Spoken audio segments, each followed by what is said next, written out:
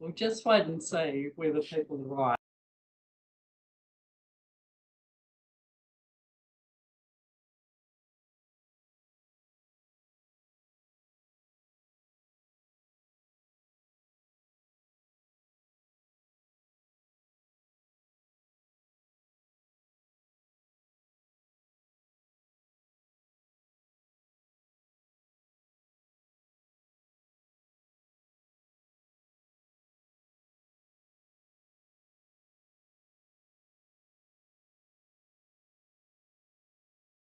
Maybe Into that's it, what I you think. Okay. So yeah, well, oh sorry. Welcome everyone that has managed to come in person. And Cara, have we got those online now and all happening? Double checking. Oh, yeah. And we're just recording as well, aren't we? So that it can go up on the website, right? So I think we've got 5 participants online as well. Just make sure they can hear us and everything. All sorted, you think? Yep, great. Okay. We will begin this meeting then with our karakia. Tua ki runga, tua ki raro, tua ki waho, tua ki roto, tua ki te here tangara, ka rongo te pō, ka rongo te ao, umie, huie, tai ki. Awesome. So we just need to confirm the agenda. There are a couple of little changes, weren't there? Yes, yeah, so it just circulated around the table as just an amendment to the appendix in the work plan around the community resilience guides. And circulated earlier in the week was an amendment to the NEMA report. Yeah, good one. Other than that, nothing to change, I don't think. So the apologies then. Shall we read out who we've got so far? So we have Mike Janine, Dave Wood, and Kelly. Yeah. Anyone else? No. Matt Alley. Yeah. We'll throw them into the Someone had to look after the kids. Yeah. Not gonna be online. I'm expecting Alex either here or to Zoom Yeah. in, but I'm not sure. Yeah, might be. So he might be just apology for lateness. lateness, yeah. Yeah, thank you. And Chair. Alex from Waitaki. Yeah. I think this is Sandy. Okay. I think it's 4 minutes past. And she's not here. I can move those. Does somebody want to second them? Yep. Jules, you can be the seconder. All in favour? Aye. Against? Carried. All right, we got minutes there as well. Just making sure that those are accurate. Just on behalf of Brian, and the apologies, he's spelt with an I. Oh, And in the membership, Yes. it's the wrong mayor, but then I am in attendance further down, so Is it the wrong me though? yeah, it is. Oh, okay. You will note, Gary, that it is. We haven't voted on it.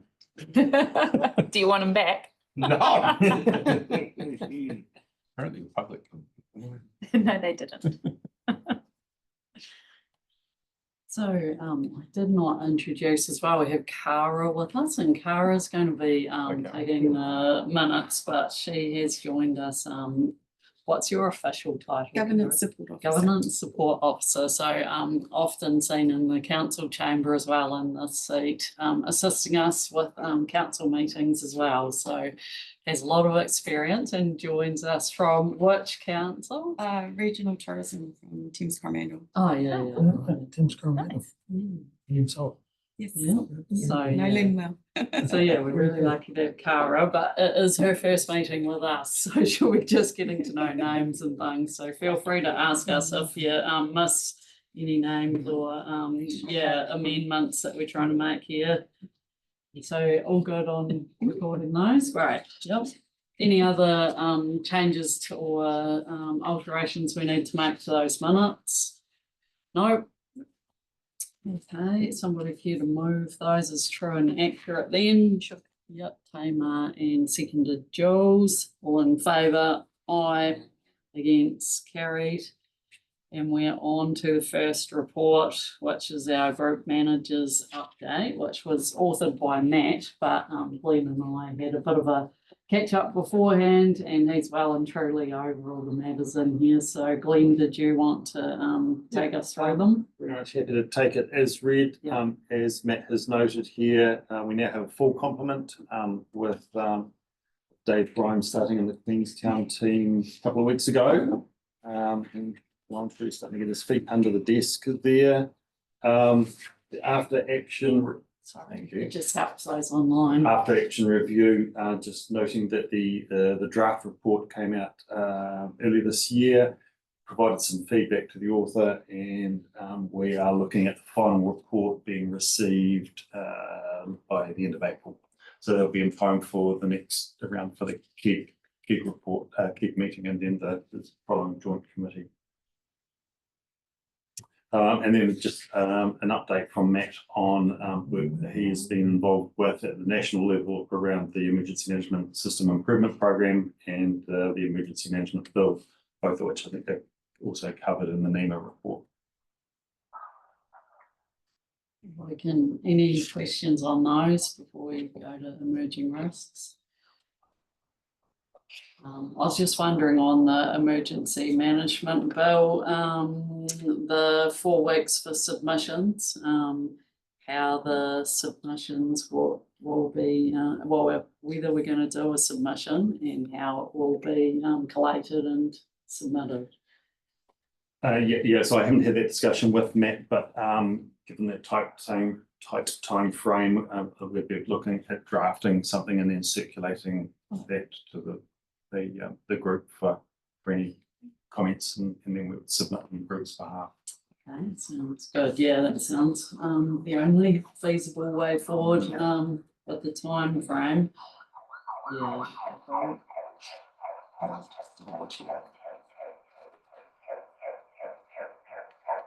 Yeah, the rest is reasonably straightforward. I had an opportunity, opportunity to meet online along with all the other chairs of joint committees from across the country with the minister as well, and he just was basically hosting a open session for questions on either of those two legislative processes. So yeah. There was nothing much to report from that. It was just a chance to build relationships, I think, with the joint chairs, but also he was just reiterating his message of since having become the minister, he came into the job thinking that he would have a lot of work to do, and since then, there's been 8 emergencies across the country. He's actually really impressed with civil defence and emergency management response right across the country in terms of decisiveness and the actions that we take. So he just came in straight up with that message. So he is actually really impressed. So that was good to hear as well. So yeah, we're on to now probably the emerging risks table there, and some of those are reasonably important to talk about. So maybe if you want to work through those. Yeah. So Matt thought it was appropriate to collate a summary of some of the issues that are sort of popping ahead and making sure that the joint committee is aware of. Some of these are going to come out of either the after action review, which is still the final report is still to come, or in some cases things that we've noted from the exercise report, which is also in the agenda, following the round of exercise Hatata activities late last year. So recognising, particularly with the local recovery framework, we know that Dunedin City has had some issues post the October flood event in terms of just support of some of the residents that are still out of their homes and what have you, and there's no clearly defined recovery framework locally that we have in place, noting that we are looking to have a regional recovery framework draft at least in place by June this year and circulated. That'll be then followed up with socialisation with local recovery managers and following workshop to go with that. The viability of EOCs and ECCs, including alternates. So that this has come out of the exercise Hatata report, and certain feedback from a number of the participants is around the suitability of the venues that are being used, and recognising some of the difficulties with effectively taking over a council chambers or some venue like that to be an EOC. Whilst it might be a short time, how does that work for a longer duration event? He's really just signalling that these are issues that might need to be considered. Also, in working towards the review of the current group plan, we've recognised that there isn't a lot of hazard-specific planning, response planning in place. We have that for, I guess generally we have the most frequent event, the flood event, but the likes of the work that's being done with the CAT plan, the catastrophic event plan focusing on AF8, we have been putting a lot of effort into a regional response plan for that. But of course, the regional response plan needs to take into account local response planning and also national response planning. And there's probably a bit of an absence at either end of that scale. So some challenges there. The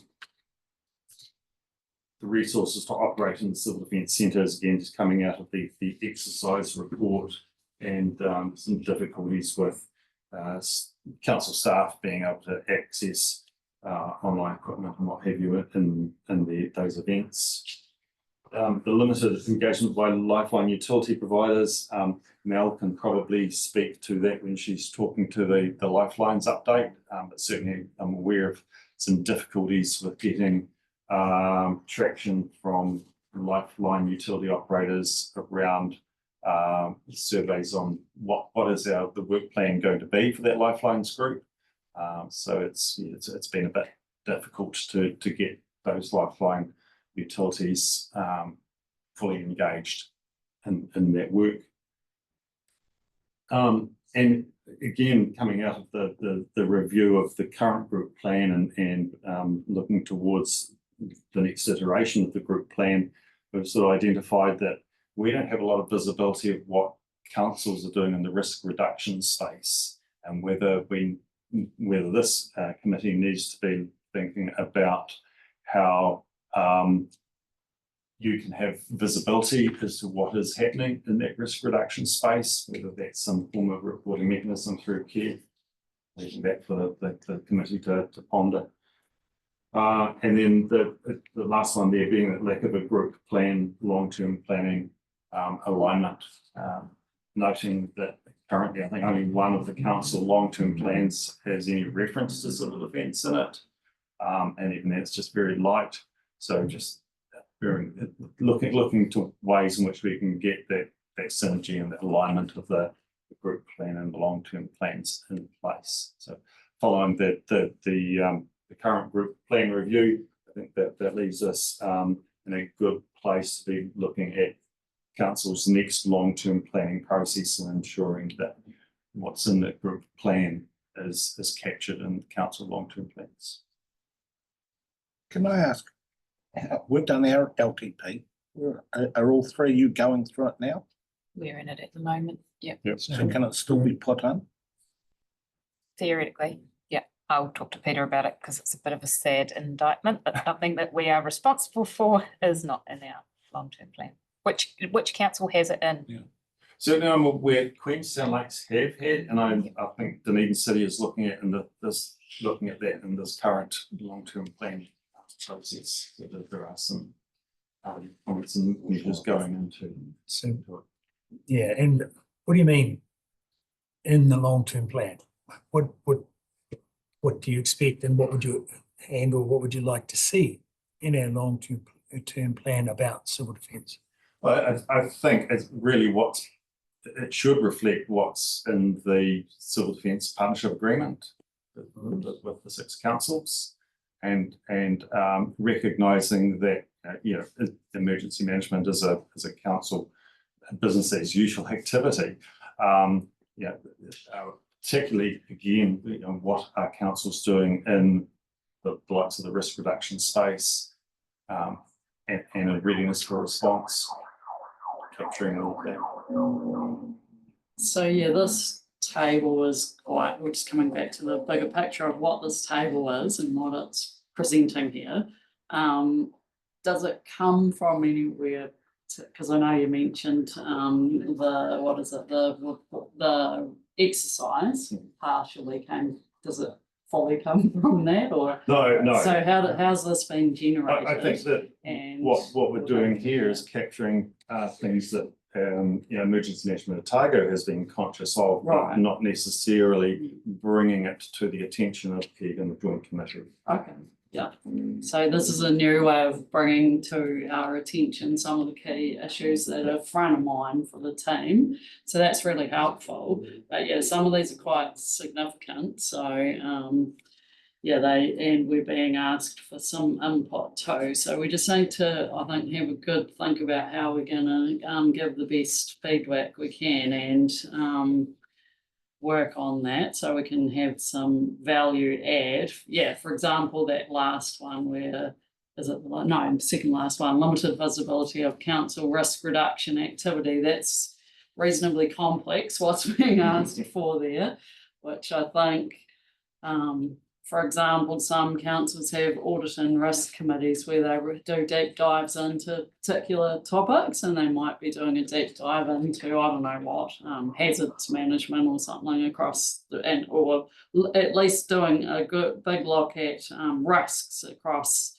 And so it's transparent and easy to point to all that stuff, or we're lacking that as a cohesive thing for Otago at the moment. I think it's the message we're getting, and how do we achieve that? And there's a number of others too, like have we got facilities that are fit for purpose?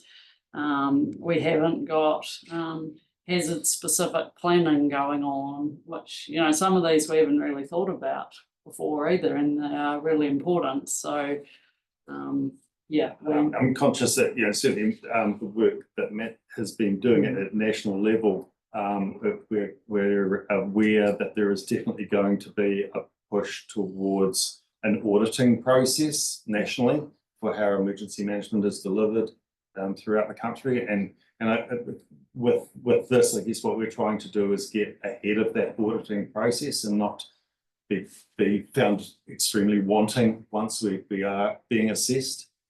By actually addressing some of these issues now. Yep, go ahead.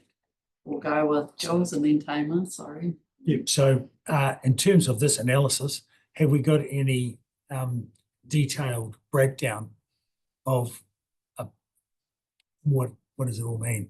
What are the specific things we're missing? What are the specific things we could or should be doing? Any guidance of that, or is this more I don't at this stage. generalization? Or that might be something for this committee to be asking for it to go. Right, So my reading of this is that these are the top of mind issues for your group controller for civil defence in the region.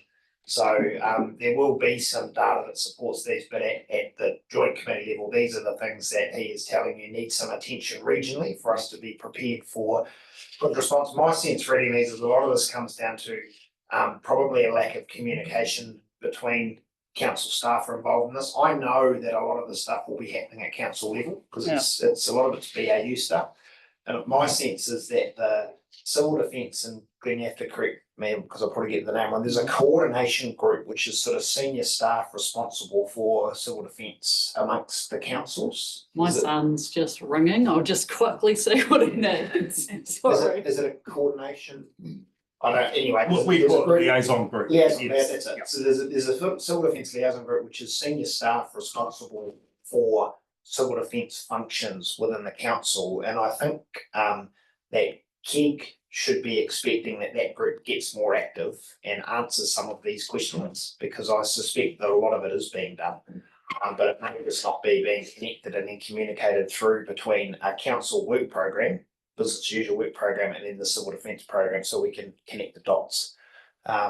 But that is what I think Matt is just flagging, is that we need to be better coordinated. So in the event of an event, we're confident that there are things in place and that they're known to each council collectively. So I think it's about that prior communication, so that the in the moment communication happens as well, but probably sufficient communication happens in the moment, given that there's a range of experience in the people doing stuff. However, what you're saying is having that prior communication so that everybody is on the same page, everybody knows what's supposed to happen in Clutha or, Cromwell or Dunedin.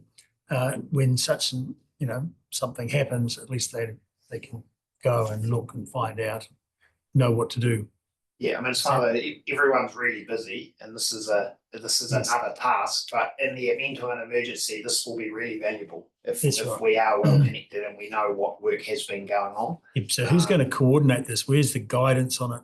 Where's the list of specific things that we need to do? I mean, we have audit and risk and we're constantly working through stuff on an ongoing basis across all manner of activities within council. But, there's some general high level useful things here that are worthwhile doing. How do we know? How are we supposed to know what to do? And where's the What next? Yep. So my expectation for us is that, so Tom Dyer is on the liaison group. I would expect him to be reporting back on that to me as chief executive, and then I would push that through to Gretchen at joint committee level. So my recommendation is you expect Kev to deal with this, because this is operational stuff we should be doing. And that liaison group should be leading most of it. Good one. Very little Good. visibility of that. Yeah, exactly. It doesn't go away from here. It's great it's been brought forward. We now need to work on these matters. Yep. And sounds like through that staff leadership group, that would be the place to start on that. Sorry, we've got everyone's hands up as well. So Toma, you're next. I just wondered on that limited visibility of council risk reduction activity. We've had our EMOs presenting to audit and risk, and obviously some of these risks do feature on our register. Is there a way that the data can be captured at a regional level and then shared with this group? Is that something that we would be expecting the EMOs to be plugging into the system, or should that be coming from our chief executive to be collated in some way of what risks align across the district for each council with the CEDM plan? It should be being done at a group level. It shouldn't have to come back to this through the CEs, the email officers. It should be looping back through CEDM. Would be my expectation. Yeah. Go around the table, Gary. Okay. Yep. For us, we will have things in our LTP we expect to have there. There will be, there has been an ongoing one around it, having a new base in Waitaki for the local activity, but we haven't had it reporting through in this way to the Performance Audit and Risk Committee. So I'll have a talk with our chair of that and just raise how we might do that, and have a chat with Alex, her notes online there. Just to be clear about what we want, how the level of detail that I think we need councillors to understand and engage with. So it's a very good reminder. Thank you. Yep. Brian. Yeah, thanks for the reminder. Look, there's nothing like being inundated. Brian. Nothing like being inundated to miss the obvious, and it grasses me up because I was sitting there. I'm quite sure it's there, but I know that in all fairness, in the audit and risk, no, we haven't. We've been focused on that more than what have you. So we've done our LTP, but that doesn't mean we couldn't thread it through the audit and risk at any point. So while Dave's not here, I'll touch base with him tomorrow. Yep, thanks. All right, we're probably done on that matter. On to, we need to actually move the recommendation, which is probably just noting. Where is it? Yep, receives and notes. Oh, thank you. Somebody want to do that? Gary and Brian, all in favour? Aye. Against, carried. Right, number 2 is our finance update, and we have a new and more sleek approach to the reporting, Glenn. And I'm aware that it's always an ongoing issue with the level of finance reporting that the committees want to see. And we have previously provided perhaps a bit more detail per line. One of the challenges we had with the ORC has gone to a new finance system in the last financial year, and it's Matt has certainly found it very difficult to try and get the level of detail he would like to put into this report. Suffice to say that currently I think we're sitting at around about 5% under budget for their expenditure. So everything's tracking along quite nicely, and it's in spite of the extra expenditure with the flood response last year. Yeah. Balanced off by some underspent due to vacancies, it seems, yep. So yeah, slightly different style of reporting, unless anyone wants to comment on a different style, does have the information that we need there probably at this level. And the recommendation is simply to receive it. Yep, moved and seconded, Tamara and Jules, all in favour, aye, against, carried.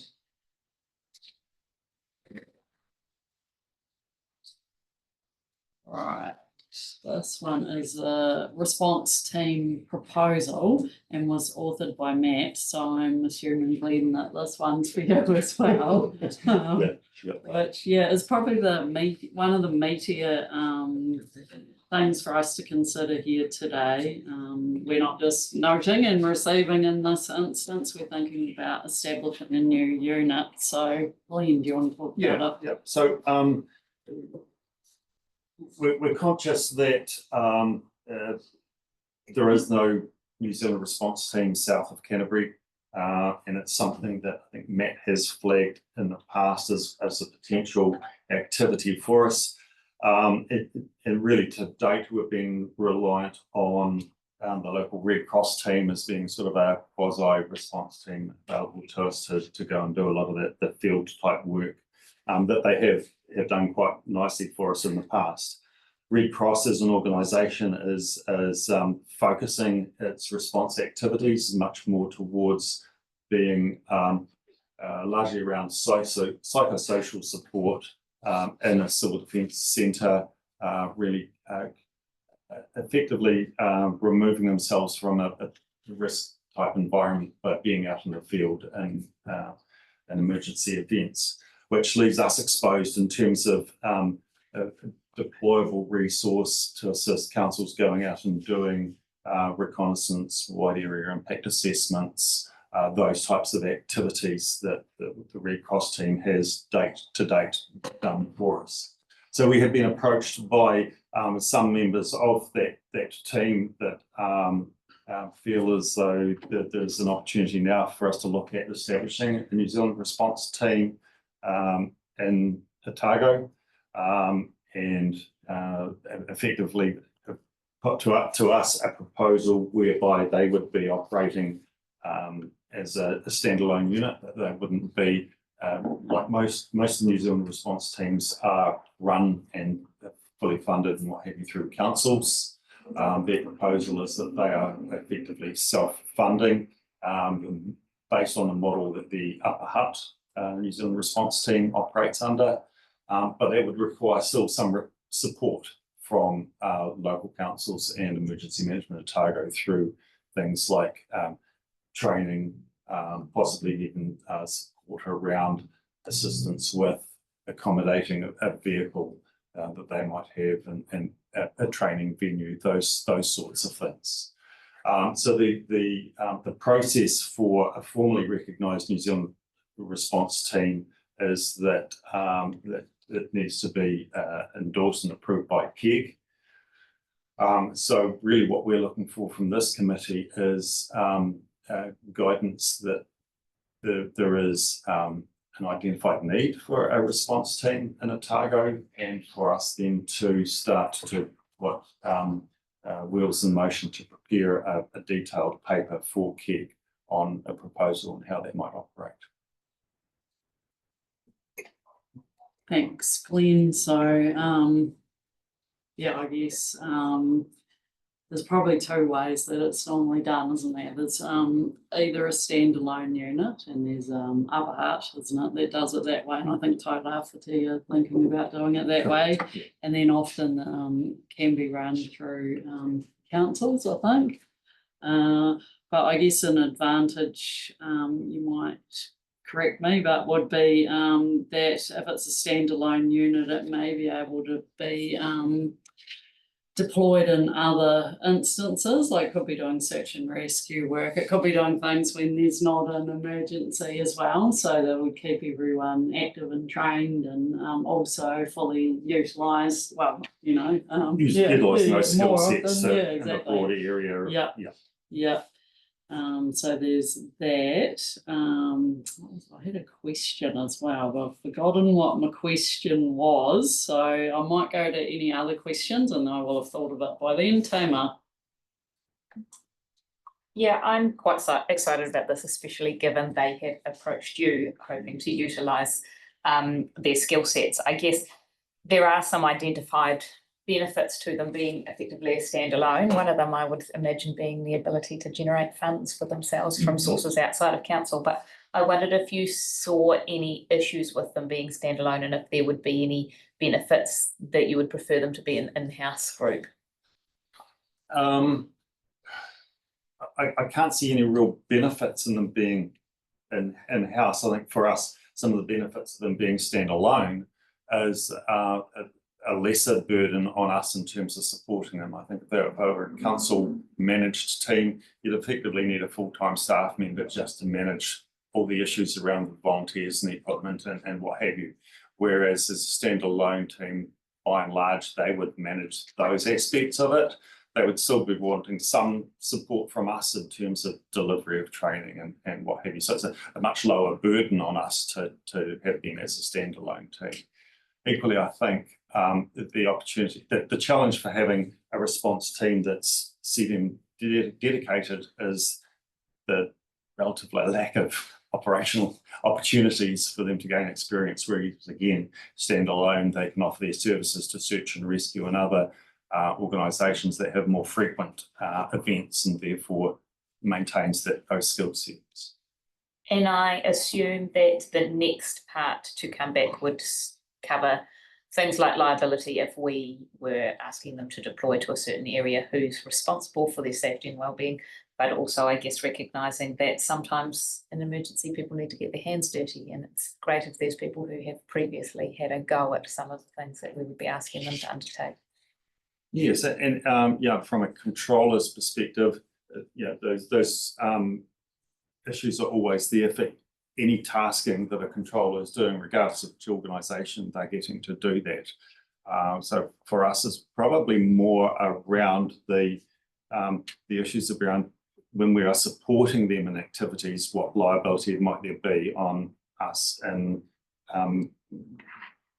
whether it be, I'm trying to think of, we're assisting them with a training activity and something happens in that training activity, those sorts of issues. So just want to make sure we've got all our I's dotted and T's crossed. And the final question that I wondered was, obviously a number of areas, including Canterbury and Wellington, had more than one group. How many people are they usually looking for per response group? So a minimum of operational response group is 8, which isn't a lot. Yeah. And realistically, I would expect that a more fully functional team is probably in the order of 24 to 30. But that would ensure effectively being able to have an operational team of 8 in any given.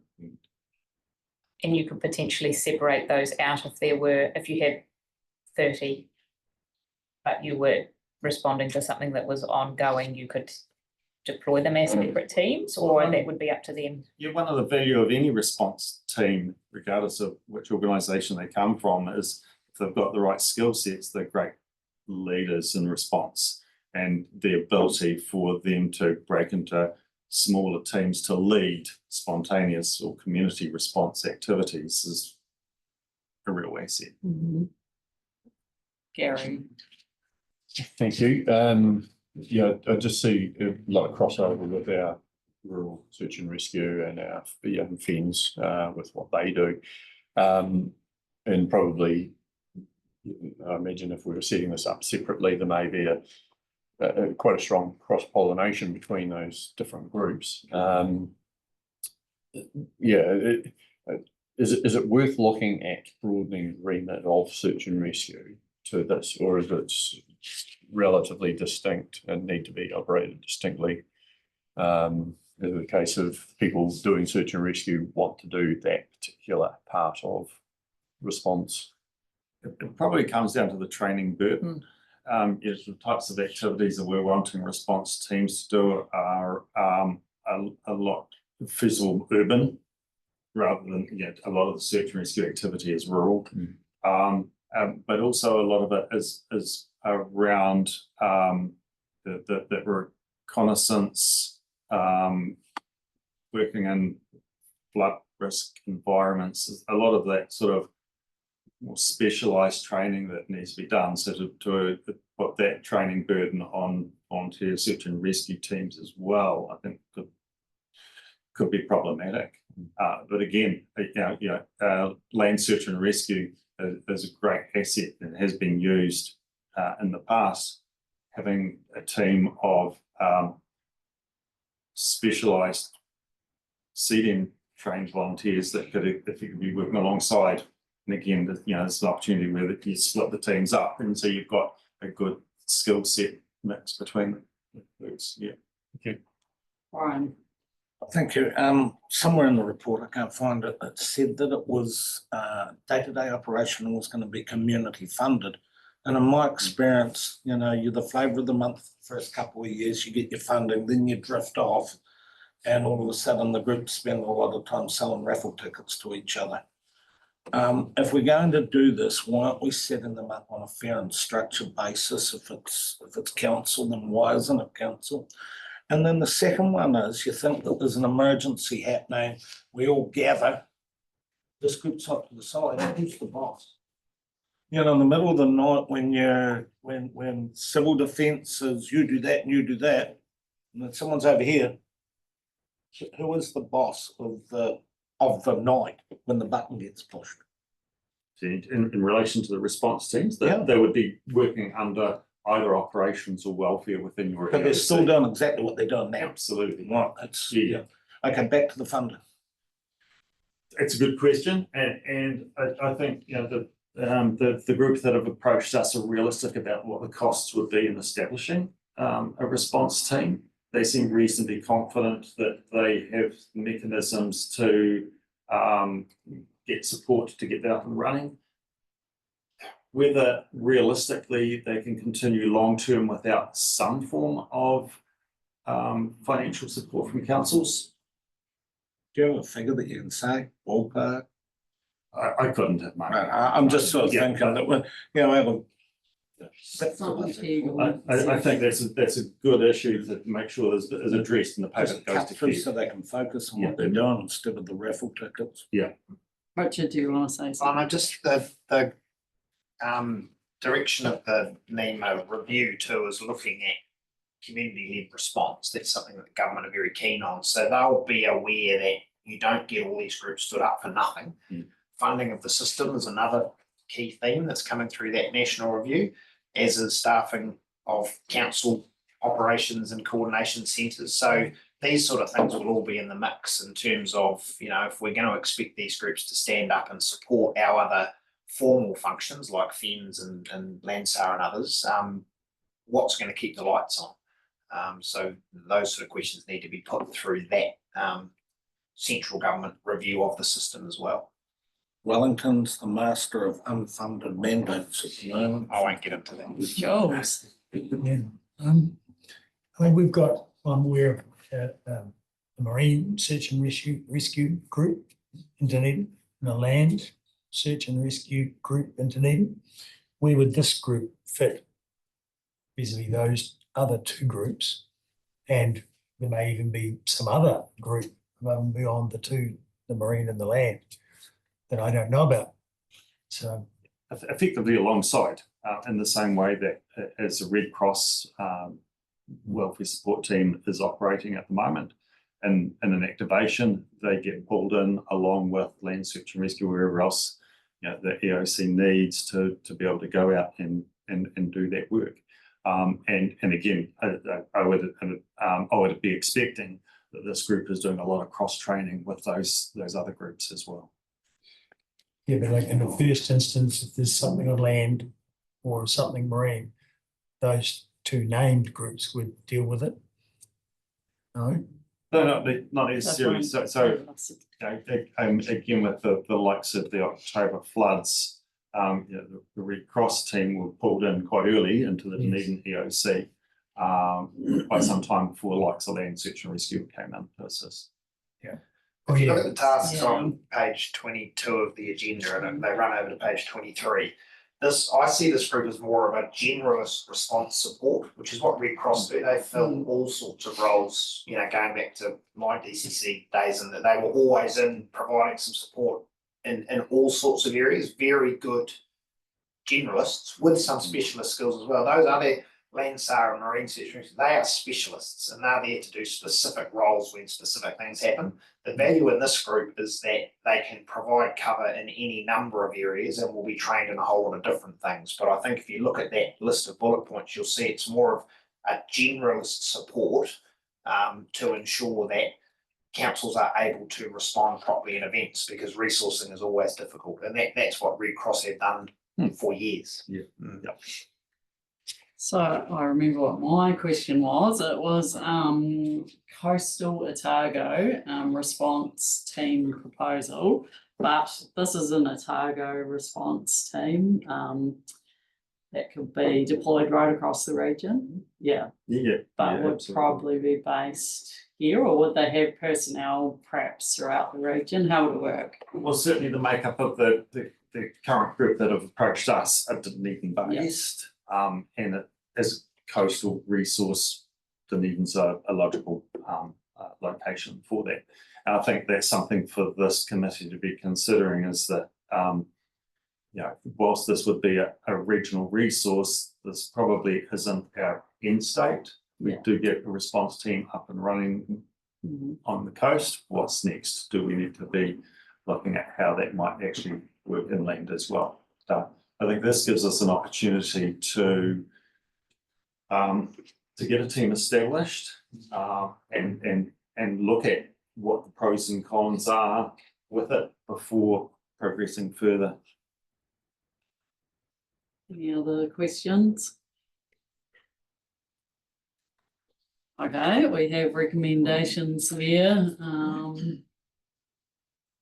Yeah, should be hopefully clear enough there. Request Emergency Management Otago to assess the proposed establishment of a coastal Otago response team and provide a full report for the May KEG meeting.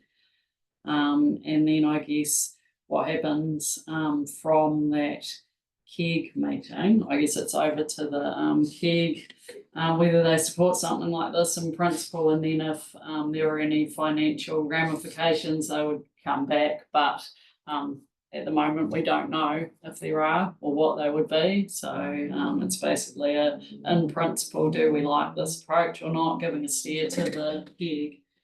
Does somebody care to move it, or do they want to move something else? Happy to move. Tamer, Gary is seconding. All in favour? Aye. Against? Carried. Thank you. We are up to is this Lifelines update? Yep. And so Mel, is it Mel this morning? Yep. Good afternoon, and thank you, Madam Chair. I'll take, sorry. Oh, yeah, I was just thanking you for your update, which, yeah, we've read, but yeah, feel free to take us through any highlights. That's great. So I'll take the Lifelines update as read. I'd like to note the new addition on page 29 of the new Lifelines work plan for 2025-26, and happy to take any questions that may come from that.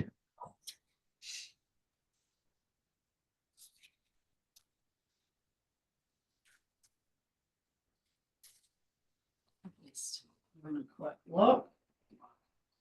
Yeah, there's a work plan update, isn't there? Yes, And it's the some risks associated with those as well. Yes, these risks were identified in the Otago vulnerability assessment that was completed last year. In the table 1 for the item 1 and 2, we've got them as a high risk because we do not have them in place currently. So they are being classed as a top priority for the group to work together, deliver, and to test and exercise. It's one thing to have a plan, but you've got to test to see if it works. So that would fall under the training and exercising on item 3. It's great to have the risks identified so that you can prioritise and work on them. So that's really good. Thanks for that. Any questions? Tamar. Thank you, and thanks for that, Mel. Love seeing the risk matrix there. It's very helpful. When we're talking about investigating if any New Zealand universities have master's students or anything like that, are we looking internationally as well if there's any work out there that can assist? That's a great question. I'll take that on board. For a bit of context, I learned last week that Otago Regional Council's Natural Hazards team are already starting a project very similar to this. And I inquired if we could put some critical infrastructure layers into it for Riskscape, and that is a high potential. So this project is potentially already in the works, but I can make inquiries if it's been done internationally as well. But if we've got it going in-house already, I think that's a great opportunity. Absolutely. And then I was just having a look through the Lifelines group meeting minutes, and I know it's a bit of a shame that Mayor Lewis isn't here because I know he's very active and engaged in that group. And I looked through those attendees and I looked through the notes and the updates, and I feel disappointed that we are not as active as we could be. And I note that in the report earlier that there was some concern from you that we weren't getting the buy-in that was required from some of the utilities providers who are obviously supposed to be front and centre of this stuff, but we should be leading it. So how do we build on that expectation that if, and I see there's an apology from our council, but nobody sent instead, there were reps from DCC, ORC and QLDC there, but none from the other 3 councils. Who would you like to see prioritising that and ensuring that if the person who's meant to be there is not there, someone else is going? Because I don't think that we can be expecting some of our partner agencies and stakeholders to be turning up if we're not represented there. That's another great question, and we encourage, if they know they're not going to be able to make, to nominate a delegate so to attend on their behalf. Example, Quinton Peniel from your council, he apologised that day because of the flash flooding and hailstorm down in Roxburgh the day before, so they were busy, and that's understandable. But if they could send a representative either from the infrastructure team or roading and or Three Waters, just so there's some coverage across the critical utilities within the council, that would be really encouraged. Thank you. We can take that message on board to our respective councils. That would be good. Yep. Any other questions? No? Okay. We're just receiving and noting once again with this one. So somebody care to move? Tamar, I can second. All in favour? Aye. Against? Carried. Paper, our 5th paper anyway, is the Manawhenua iwi facilitator update. Maureri, I think, is online today, and just highlights us to a little wee bit of possible uncertainty around that role funding, but yeah, we can have a look at that if it arises. But is there anything else, Mo, that you wanted to touch on with us? No, kia ora. No, that's all I wanted to talk to you about, was basically what's there. Good one. Well, hopefully that's fairly straightforward from what people have read, but if there are any questions there, feel free to ask them. Yep, Tamar. Thanks, Mo. That must be a little bit stressful for you, I would imagine. I wondered if there was anything that you need from this group in terms of support for the role, or if there is anything that the CEDM group need to hear from us, see from us around highlighting the importance of the role. Yeah, kia ora. Yeah, look, I'm expecting to find out either tomorrow or earlier in the week, next week, where everything's going to land. I can only really portray what I portrayed there today. As we move along, I think I'll be able to manoeuvre on some of these, and I definitely be looking for support from our CEDM group and whoever else has seen us of value. Kia ora. That's great. Thanks for bringing this to our attention, and then for we can, you got Gary signalling to me. Suzanne's Oh, cool. just come Yeah. on. Oh, great. Thanks, Suzanne. We'll give you a chance to comment, but yeah, it's really good to have this so that we can be aware of what's happening and lend support where we can. So, Suzanne, did you want to say something? Yes, thank you. Kia ora koutou. You just wanted to say that it is slightly difficult, and it's an internal te runanga o Ngāi Tahu Meta, and our runanga as a contract holder is in discussion with the CE on this matter, and Mauriri is our wonderful worker and facilitator, and we will certainly be supporting to see this initiative continue and continue to be resourced, because we're just really starting to get into a good place with it. So, kia ora. Thank you for your support on that. Kia ora. Yeah, we realise it's a sensitive matter at the moment, an employment one as well. So just really for our awareness at this point, and we will wish you all the best, Mauriri, as you find some information out, and then no doubt we'll be able to get into the next stage if we need to. But at the moment, it's, like we said, just for our awareness. So the what have we got here? We've got noting the restructuring and what's happening around that area, and receiving the report. Unless there's any other questions, no. So Brian's moving, Tamar's seconding. All in favour? Aye. Against? Carried. Thank you. Thanks for joining us, Mo. So the sixth one is our group plan update, and we're simply receiving and accepting the report. Andy, is Andy with us? So, yeah. Yeah, kia ora, everyone. There he is. Welcome, Andy. Thanks for your report. Did you want to go over anything particularly? Just to summarise a couple of points, if I may. As presented to this group in December, we intend to update the group plan. This is a strategic document with a 10-year window. In creating this plan, we will meet the guidelines in terms of the content. We'll begin with a risk assessment next week, and then in drafting timeline, which is shown in the report, the intent is to break the work down into manageable chunks with monthly deliverables, bringing in partners from councils as socialised through the liaison group, with a target date for the workable draft at the 2nd of October. This will be forwarded to NEMA for their technical input and sign-off, culminating in a ministerial review. We anticipate that the plan will be live by first week February 26. So unless there are any questions, and you receive this report. Thank you.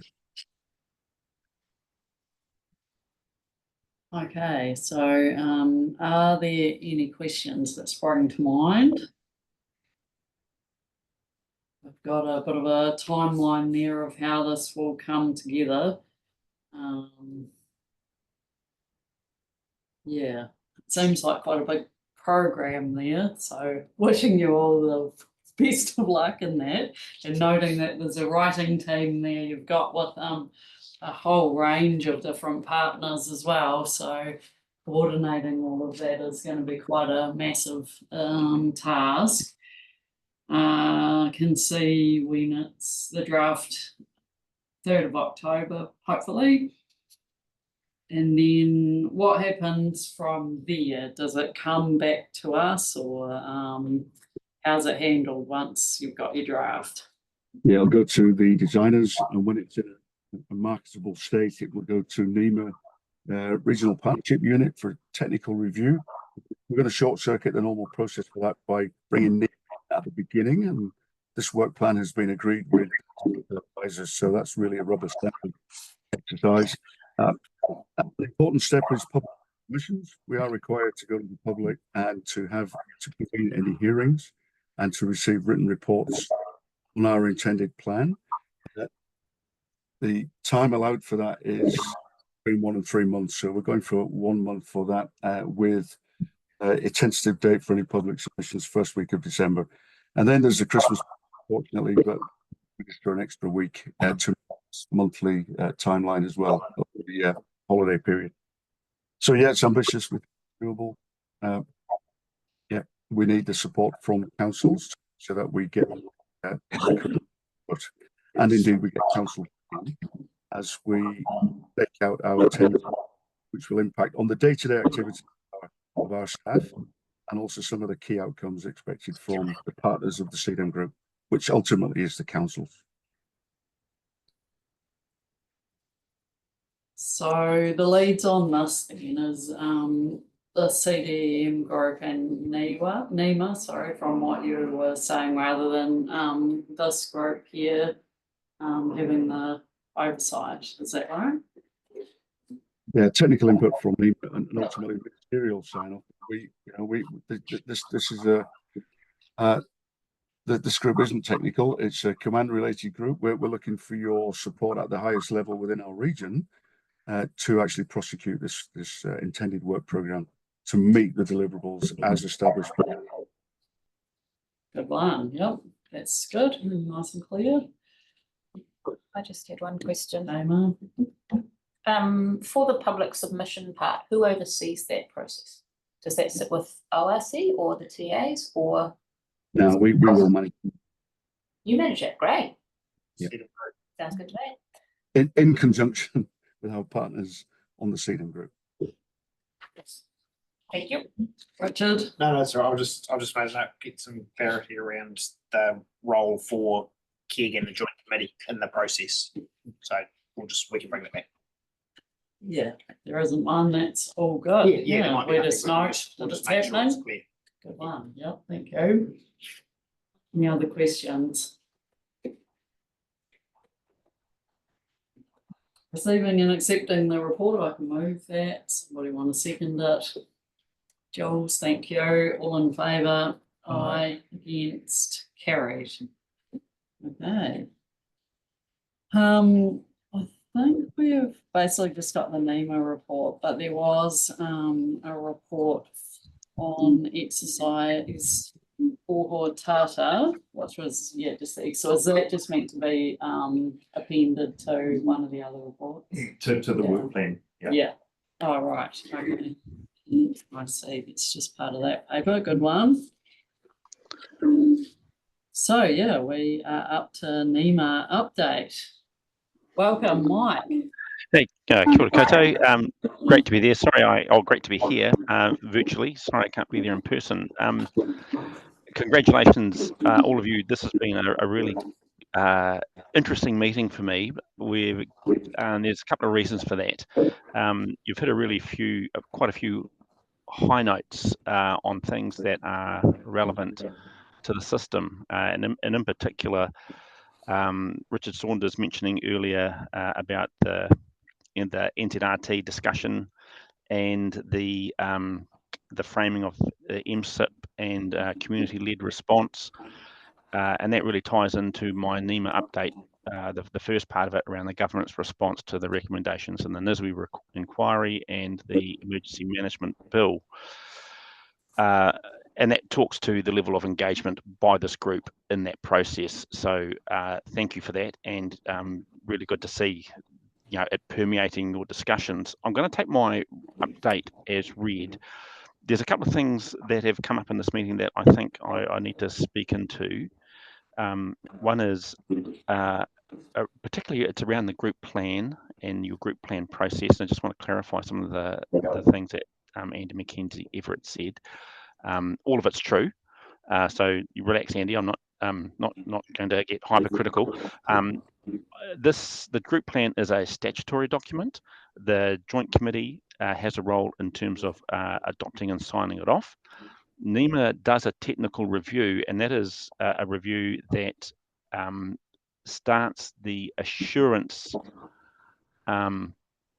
process that you're hitting your legislative requirements in terms of the relevant section, which is section 49.2 of the CEDAM Act, and there's a whole lot of stuff in there that Andy will be across legislatively, but also in terms of the DGL. So you absolutely do have a role, and perhaps maybe for the next joint committee we can, I'll work with Matt and Glenn around maybe how we can maybe clarify that up through the KEG and support you in terms of that understanding. But the other thing which I think has really interested me about this particular meeting, and it was really good to hear, was the discussion around risks and that risk table with the dots and the arrows. And the two risks that stood out, the visibility of risk reduction activities in the TA space and the group plan LTP alignment risk. Great discussion on that table, and a comment by you, Gretchen, around are we doing enough hazard specific planning? Once again, I'm going to go back to Richard Saunders' comments around the Otago Regional Council, and all the councils are doing work in this space, and really the focus around you, I think one of the focuses for you in your group plan will be connecting the dots, which is exactly what Richard was mentioning earlier, making sure that these things are clear, and the group plan is one of the places where you can do that. Now, I'll give you an illustrative recent example. We had the Wairoa flood events last year. A small township on the east coast of the North Island, a small portion of that community, about 400 homes, low-lying, vulnerable to flooding on the Wairoa River, and the management of the Wairoa River is managed by the regional council. So there's a specific hazard which would keep a local mayor and a local controller and a local council awake at night. There is a management plan in place for the management of the stock banks and the river opening as it goes out to the estuary. And those are the sorts of things which can be teased out. I mean, these things have been done by the regional council, but these are things that can be called out and identified in a plan around this is what has been done to manage that local hazard and that risk.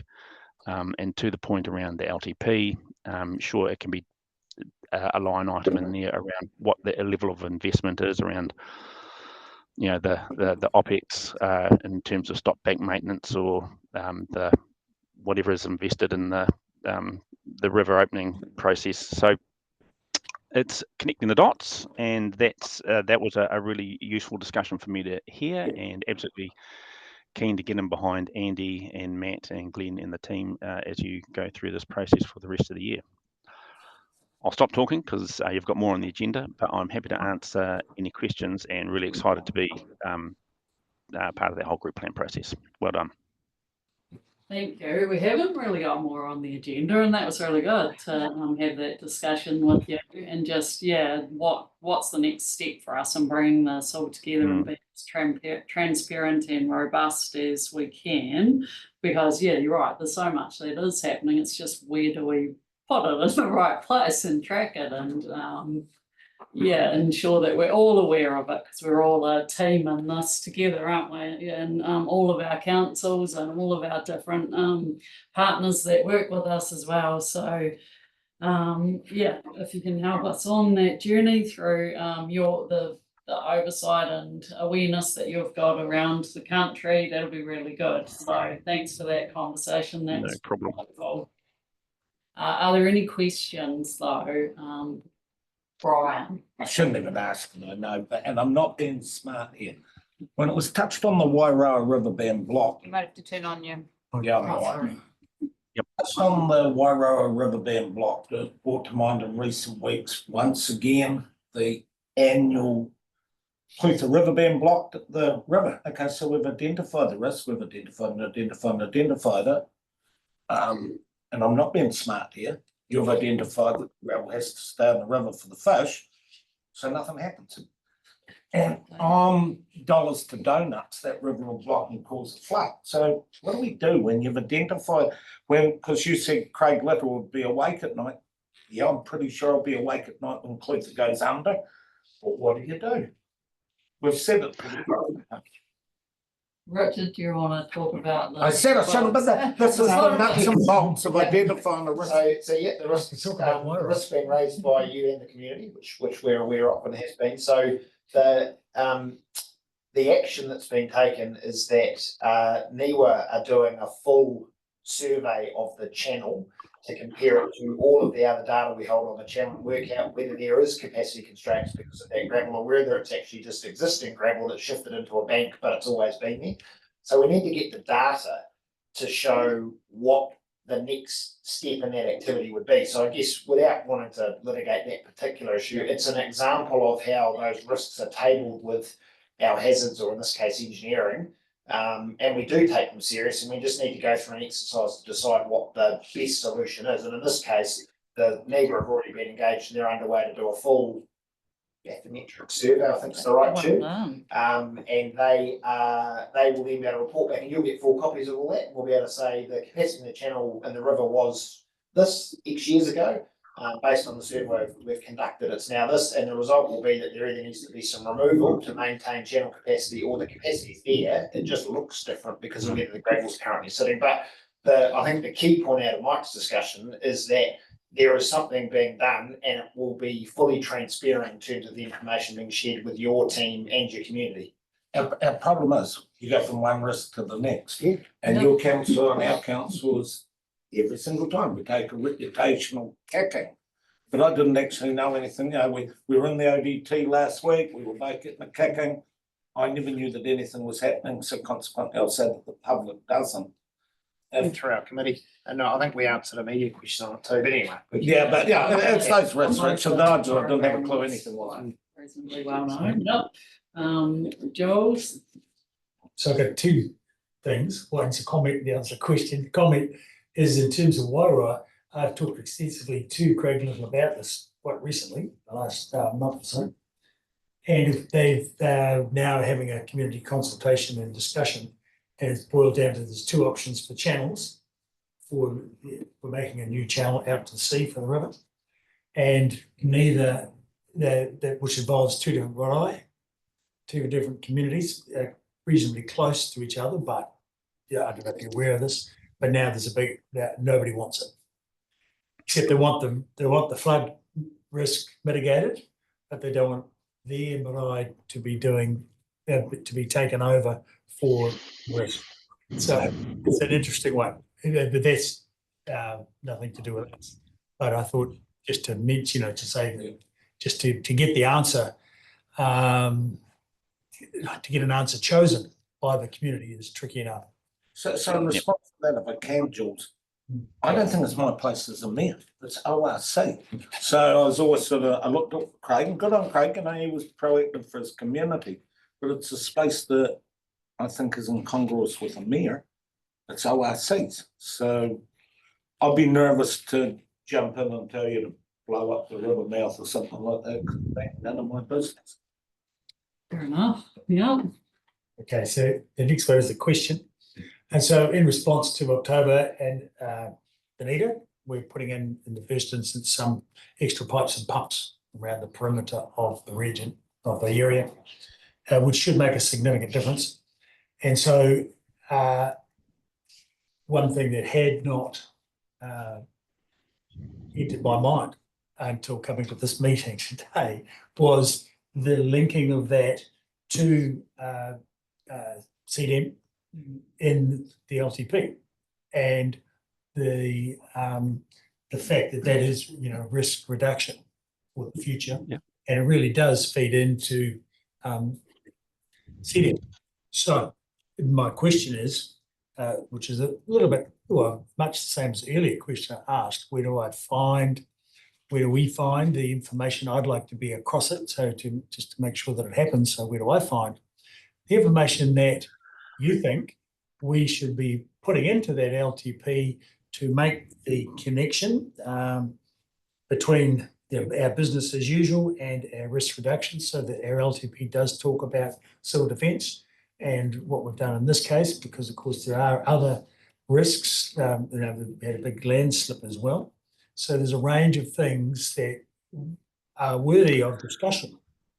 And I think especially given the whole South Clean Future program that we're on with the ORC, it'd be good to have a rundown of that in the LTP, so that not only can people see this is what we're doing immediately, this is to be discussed in the future, and some, well, I've got a couple of concrete ideas that could go in there. There needs to be a wee bit of discussion as to whether they will or not, but there is actually a plan. But that is also good to have that linked into our, well, the risks that were outlined earlier. So therefore, I'd like to see it, and some more detailed information as to what we do, what do we need to tick off to improve our appearance for civil defence. I think what actually happened was fine, but I mean, there's obviously more things that we can do better. So not only the appearance, but the actuality of what we've done, because we've had a response that is involving some risk mitigation for the future. So trying to pull all that together. Is there any place to go from my checklist of all the things that are required or recommended, or what? How do I figure out what needs to go in? Glenn's going to go first. I won't So go answering that one. I'm just going to deflect this one to Mike. Oh, and, ask Mike. He has got some good exemplars of around the country where you are seeing reporting to joint committees on council risk reduction activity. Thanks, Glenn.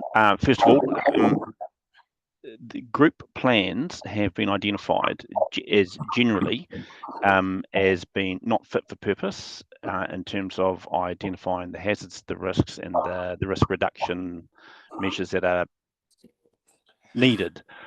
That's not to say that the work isn't being done. And to your point earlier, my response is we need to tell our story better.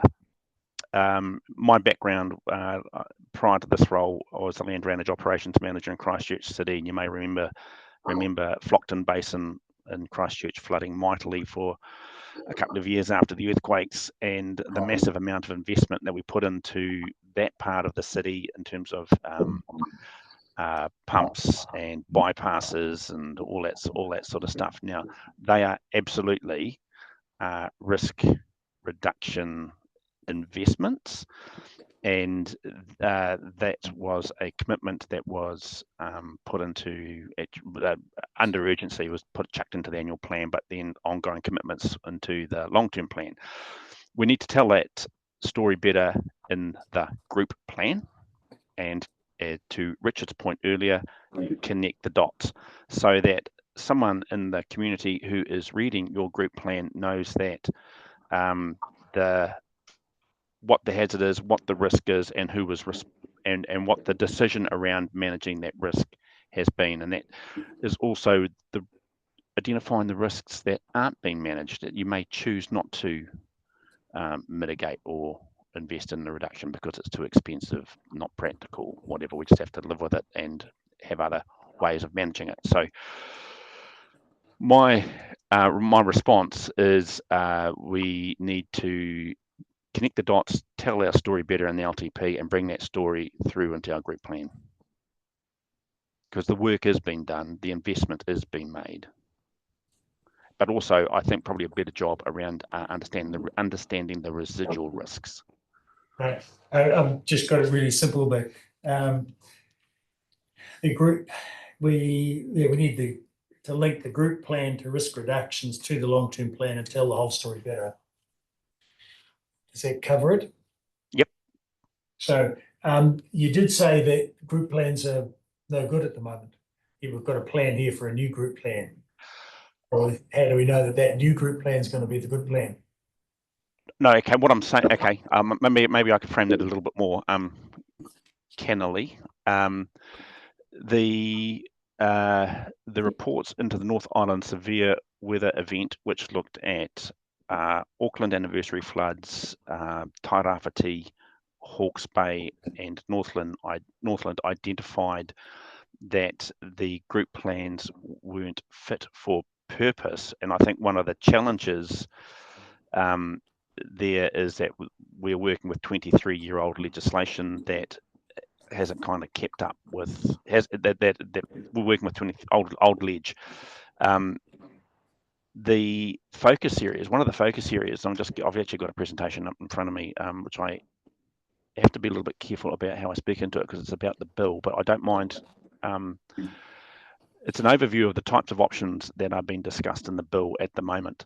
And one of the focus areas in the bill, which is around supporting and enabling local government. And one of the things that the Minister will be talking to stakeholders like this joint committee and councils about is the rolling refresh of national, regional setting plans and interregional planning and national standard settings and assurance. So it is hot on the agenda for the bill, and I think it's going to be something that's going to get talked about more in the coming months as the Minister travels around the country and speaks into the bill. I just have to be a bit careful because he's going to cabinet on this on the 14th and 15th, I think, and then it's up to him to kind of speak into it in more detail.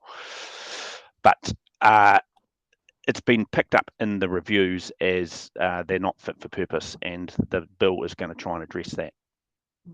Right. So he's going to, and the bill is about supporting and enabling local government. Will there be funding with it? Does that mean funding? I'm not being glib, but I did actually note down someone in the room there said the central government are the masters of unfunded mandates. So I think that might be where that comment could be coming from.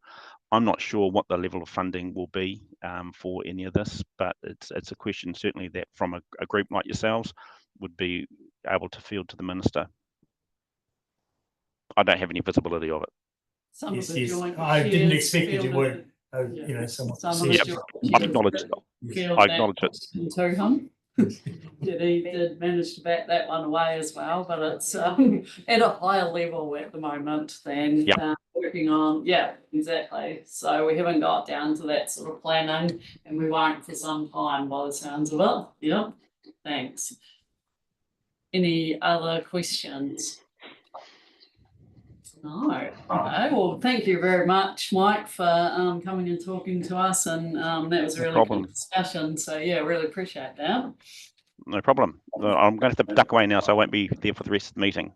Oh, thanks for bearing with us through the rest of the meeting. So yeah, we appreciate that. We'll see you later. Thanks very much. Bye. Now, I think we've covered everything. There's some opinions. Okay, sure. Yeah, you're welcome to speak to that. Yep. Yes, so just the last part of the agenda document is the work plan report, which was I glossed over in Matt's manager's report.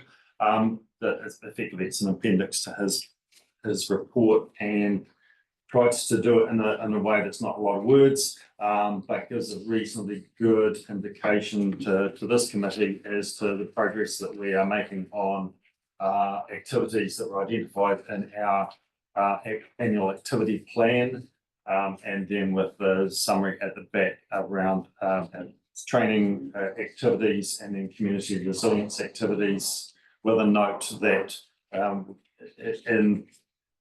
once we had compiled this report and put it together and doing a bit of sense checking, realised some errors in particularly the graphs that we had for the capabilities of the community resilience groups. So we've tabled just an addendum to that with the updated information, recognising that our community resilience strategy has identified that this particular training that we'll offer to community resilience groups, and one of those is health and safety.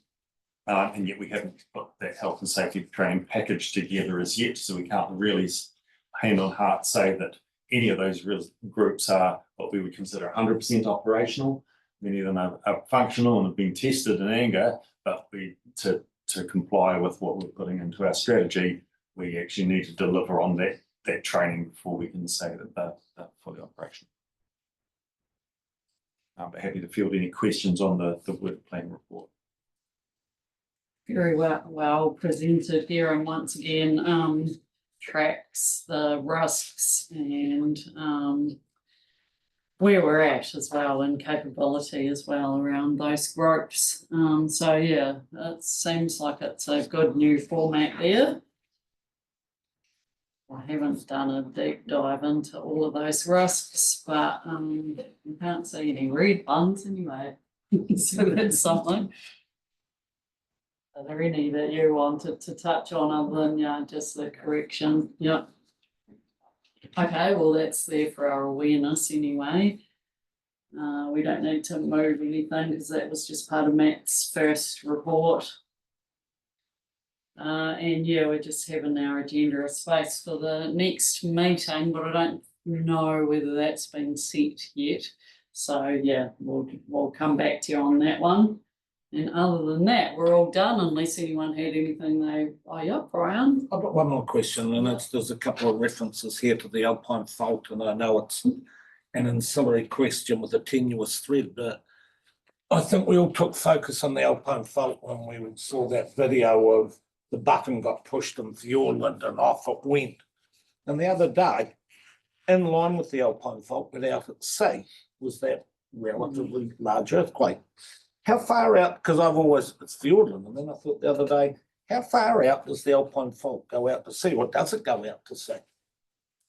Largely it doesn't. I couldn't tell you exactly where that. So effectively what you have is south of the South Island, you have the Pusica Trench, the Pusica Fault, and that is a subduction zone. I really should commit to memory, but I think from memory, that's where the Australasian plate is sliding under the Pacific plate. And then north of the South Island, you have the Hikurangi Trench, which is where the opposite is happening, and the Pacific plate is sliding under the Australasian plate, or it's the other way around, this case might be. So what you've got then is effectively is the Alpine Fault in the middle, which is where the twisting and deformation is taking place. So now the earthquake earlier this week is not on the Alpine Fault. It was dead smack in line. That's what I thought. Should we be looking? But thank you. Part of that plate boundary between those two particular plates. Good one. Gretchen, next meeting is 12 June. Way. Thank you. All right, I just wanted to, because it didn't come up when we went through it with Andy, was just that report back on the exercises. I thought was actually really helpful, especially how it had been broken down into the identified gaps for the different TAs. There was a lot of overlap, but then there were also some challenges for some councils and not others. And I had some feedback. It was a really massive day for our council. Almost all of the staff were involved. They don't want to do it every quarter like I suggested when they said they wanted to do it frequently, but they thought every 6 months would be achievable. Very well received, well run. Great to have the partner agencies like PENS, St John, Defence in the room as well. Yeah, thoroughly enjoyable. And a lot of staff who that's not their day-to-day safe space for operating really enjoyed the opportunity. You could see there are some really nervous people going into that. We are going to be asking a lot of people who find the idea of operating in an emergency extremely uncomfortable. So great for them to have practice. Yeah.